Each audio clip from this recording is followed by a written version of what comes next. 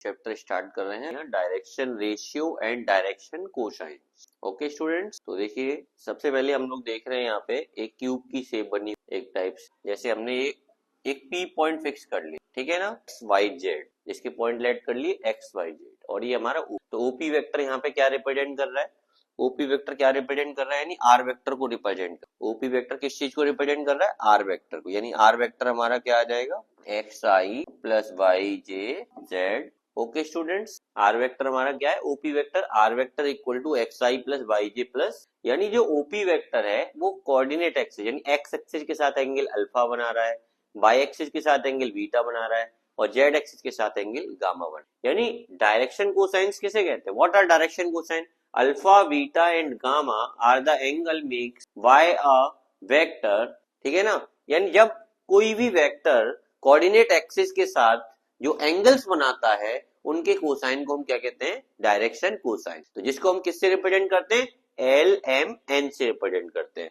तो L equal to यहाँ पे क्या आ जाएगा, cos alpha, M equal to क्या हो जाएगा, कॉस बीटा, और एन इक्वल टू क्या हो जाएगा, कॉस गामा। यानी जब भी हमें डायरेक्शन कोसाइन का फाइंड करने हो, यानी तो हम कौन सा फॉर्मूला यूज करेंगे, L equal to cos alpha, M equal to cos beta और N equal to cos gamma use. यानी अल्फा बीटा गामा यहाँ पे क्या चीज है, किस चीज को रिप्रेजेंट कर रहे हैं, alpha beta gamma, angle make by the vector with coordinate. Okay, तो क्या होते हैं direction cosine, l equal to cos alpha, M equal to cos beta, n equal to cos अब जैसे कोई सेकंड पॉइंट हमारा कोई वेक्टर, जैसे अभी अभी था हमारा कितना दिया है, r vector equal to x I plus Y J plus z, अब ये हमारा वेक्टर दिया हुआ है। ओके स्टूडेंट्स, तो अब हमें क्या करना है यहाँ पे, अब हमें यहाँ भी डायरेक्शन कोसाइन निकालते हैं।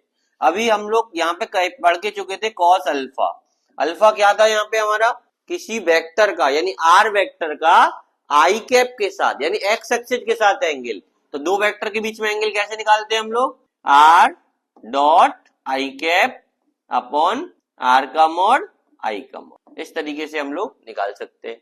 तो हम सभी जानते हैं आर डॉट आई कितना आ जाएगा, आर वेक्टर ये रहा और आई से इसका डॉट प्रोडक्ट करेंगे तो क्या आएगा, और ये क्या है आर मोड। आर मोड कैसे निकालते हैं, x square plus Y square plus Z square, और ये हमारा क्या हो जाएगा ऐसे ही सिमिलरली हम कॉस बीटा निकाल सकते हैं, यानी are dot j upon are का मॉड जे का मॉड। तो यहाँ पे क्या आ जाएगा हमारा, y upon under root x square plus Y square plus Z square. As a same cos gamma निकाल सकते हैं, r dot k cap upon are का मॉड के का मॉड। तो हमारा यहाँ पे क्या आ जाएगा, z upon under root x square plus Y square plus z, ठीक है ना। यानी ये हमारा क्या हो गया, एल, और ये हो गया एम, और ये हो गया यानी डायरेक्शन कोसाइन फाइंड करना जब किसी वेक्टर के कोऑर्डिनेट एक्सिस के साथ एंगल्स दिए हो, तो कैसे निकालेंगे, l equal to cos alpha, M equal to cos beta, n equal to cos gamma. और जब कोई वेक्टर दिया हो एक्स आई प्लस वाई जे प्लस जेड के, तो डायरेक्शन कोसाइन निकालने का फॉर्मूला क्या आएगा, l equal to x upon under root x square plus Y square plus Z square, m equal to y upon under root x square plus Y square plus Z square, और N equal to z upon under root x square plus Y square plus. अभी हम यहाँ पे एक बात notice कर रहे हैं कि अभी हम तीनों को स्क्वायर करके ऐड कर दें, यानी l square plus m square plus n square कर दे, तो आप लोग देख रहे हैं यहाँ पे क्या आएगा, X square upon X square plus Y square plus Z square, Y square upon X square plus Y square plus Z square, और Z square upon X square plus Y square plus Z square. तो तीनों को add करेंगे तो यहाँ क्या हो जाएगा, 1 हो जाएगा। कितना हो जाएगा अब देखिए थर्ड पॉइंट है हमारा, जैसे थर्ड पॉइंट है अभी हमने देखा था l square plus m square plus n square क्या हो गया हमारा, 1 हो। तीनों को स्क्वायर करके यदि हम ऐड कर देंगे तो क्या हो जाएगा, l square plus m square plus n square equal to 1, यानी एल क्या था हमारा, कॉस अल्फा, यानी cos square alpha plus cos square beta plus cos square gamma, ये हमारा कितना आ गया, 1 आ गया। यानी हमें अल्फा पता है, बीटा पता है, तो हम गामा भी निकाल सकते, यानी अल्फा पता है, बीटा पता है, तो गामा निकल आएगा, यानी एल पता है, एम पता है, तो एन का हम फाइंड कर सकते। यानी किसी भी वेक्टर के एक्स एक्सिस के साथ एंगल दिया हुआ है, मान लीजिए पाई बाय 4, वाई एक्सिस के साथ दिया है पाई बाय 2, तो जेड एक्सिस के साथ एंगल क्या होगा, तो हम यहाँ से फाइंड कर सकते। ओके स्टूडेंट्स, इससे एक और फॉर्मेट बन जाएगा हमारा, जैसे कॉस स्क्वायर अल्फा को हम 1 माइनस साइन स्क्वायर अल्फा ले लें, 1 माइनस साइन स्क्वायर बीटा ले लें, और ये 1 माइनस साइन स्क्वायर गामा ले। तो यहाँ पे क्या आ जाएगा, sine square alpha plus sine square beta plus sine square gamma. अब ये हमारा क्या आ गया, यहाँ पे 2 आ गया। तो ये हमें ध्यान रखना है। ओके स्टूडेंट्स, चलिए नेक्स्ट टॉपिक पे आगे बढ़ते हैं। अभी जैसे हम लोग यहाँ पे ये देख रहे हैं, अब फोर्थ पॉइंट है हमारा यहाँ पे, जैसे अभी अभी हमने पढ़ाया है यहाँ पे कि कॉस अल्फा इक्वल क्या होता है, x upon under root x square plus Y square plus Z square. अभी हमने पढ़ा था ना, यानी एक तरह से समझिएगा, L equal to cos alpha क्या था, R dot I upon are का मॉड आई का मॉड, यानी आर डॉट आई क्या था हमारा, X, X upon R mod. तो यहां से हम लोग क्या निकाल रहे हैं, X equal to L R mod. ऐसी सिमिलरली हम वाई निकाल सकते हैं, L R mod M R mod. Z equal to क्या निकाल सकते हैं, एन आर मॉड।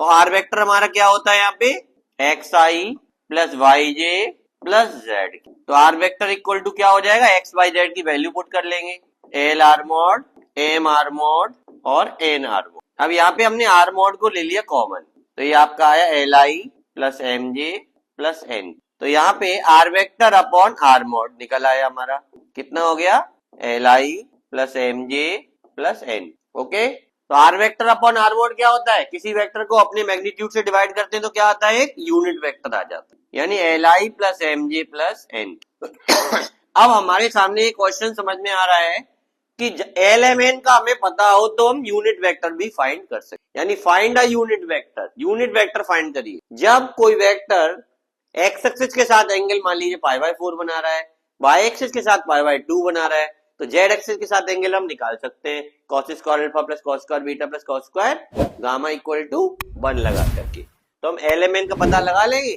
फिर हम इसमें पुट कर देंगे, तो यूनिट वेक्टर हम पता लगा सकते। वेक्टर का भी पता लगा सकते हैं, आपको पता है वेक्टर निकालने के लिए क्या पता होना चाहिए, डायरेक्शन और मैग्नीट्यूड।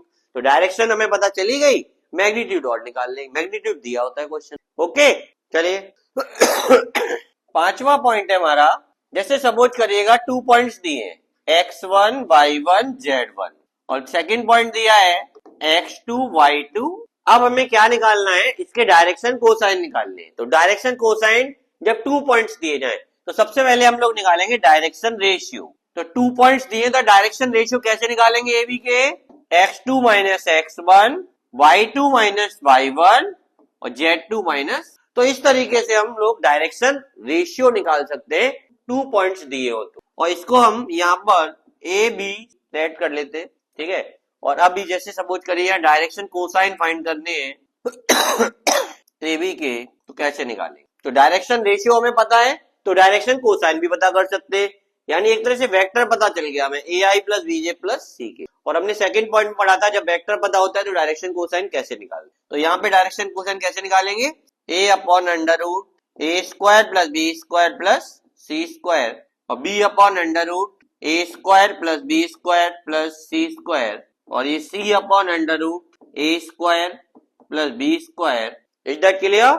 तो इस तरीके से हम लोग डायरेक्शन कोसाइन भी निकाल सकते हैं। तो ये हमारा टॉपिक था direction ratio and direction cosine का, तो ये हमारा कंप्लीट हो गया। अब ओनली स्ट्रेट लाइन 3D में हमारा बचा हुआ है, तो नेक्स्ट वीडियो में हम लोग स्ट्रेट लाइन को भी क्लियर करेंगे, ठीक है ना स्टूडेंट्स। और लाइक एंड सब्सक्राइब सभी लोग जरूर करें, आपको वीडियो अच्छा लगे। Okay, thank you.